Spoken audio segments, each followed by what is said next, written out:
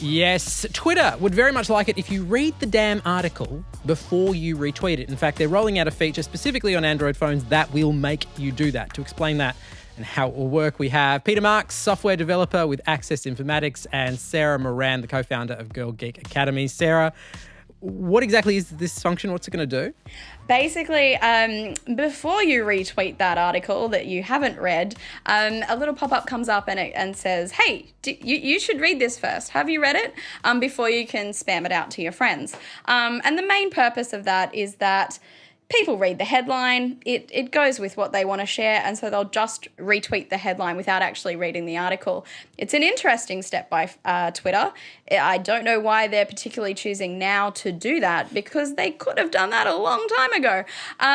But obviously there's a lot going on in Twitter in terms of changes to different things. You can turn off replies now. They're actually starting to think about their role in misinformation, bullying, and all of those things.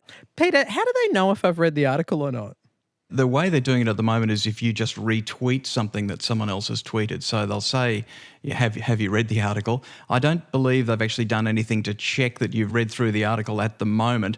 This, of course, has been a big problem on other platforms where really nasty things have gone viral. WhatsApp in 2018 had a problem in two of their biggest markets, Brazil and India, where people were sending out false messages about child molestation or something terrible like that.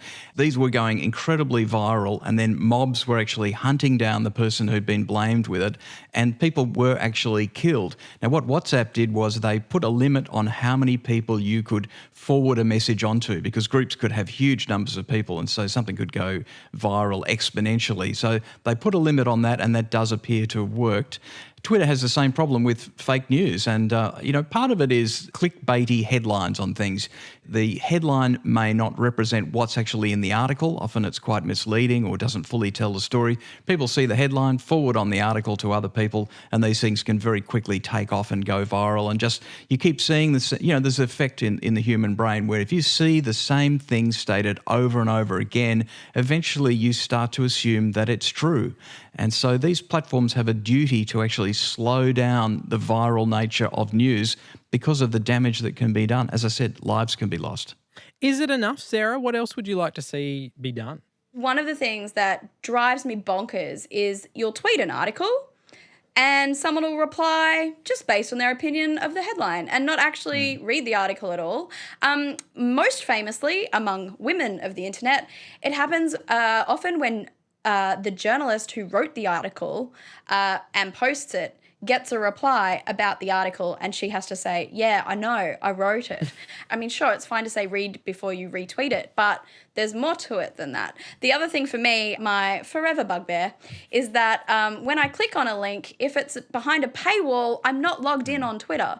So I have to open it out to another blah, blah, blah, blah, blah. And by the time that happens, I'm kind of over it. Like, I'm not that desperate to read the article that I'm going to make 10 clicks. And so that is my poor media literacy. Like, even me, who's a media nerd, I feel guilty that I just can't be bothered reading the article. And so just because Twitter has put in so many hoops for me to get there, particularly for things like the New York Times, I have to go from Twitter to a browser, then into the app that I've actually logged in on. I think maybe that is an argument to suggest that really what's going viral is a headline, because the headline is the thing that's immediately there, visible, that you can get a dopamine hit from people saying, yes, you were right to retweet that. Maybe that speaks to a broader systemic problem, Peter.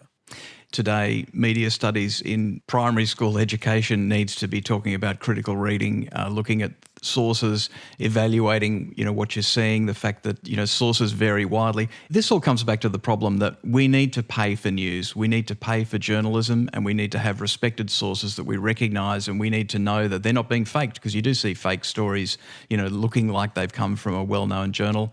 The problem is the business model at the moment is just completely shot, and we need to find a new one. In the past, we never really paid for news. It was on the back of the rivers of gold of advertising, and now that's all gone away. We need to find another way to do it.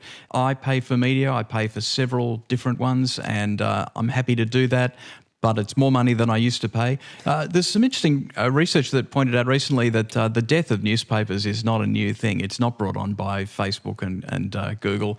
People in Australia, anyway, used to buy, on average, 3.5 newspapers a day. They'd get the morning paper delivered, they'd buy one at lunchtime, and they'd buy one on the way home in the afternoon. They don't do that anymore, and what killed that was TV evening news. People found that more compelling, and they just stopped buying the newspapers. So this trend has been happening for a long time. Now, they don't have to be physical papers, but we do need to value real journalism, and we need to pay for it. The interesting thing is actually not so much about the news itself. Like, I don't think this is a play by Twitter to actually advertise, please go check out the actual article. I think what Twitter is Twitter is headlines.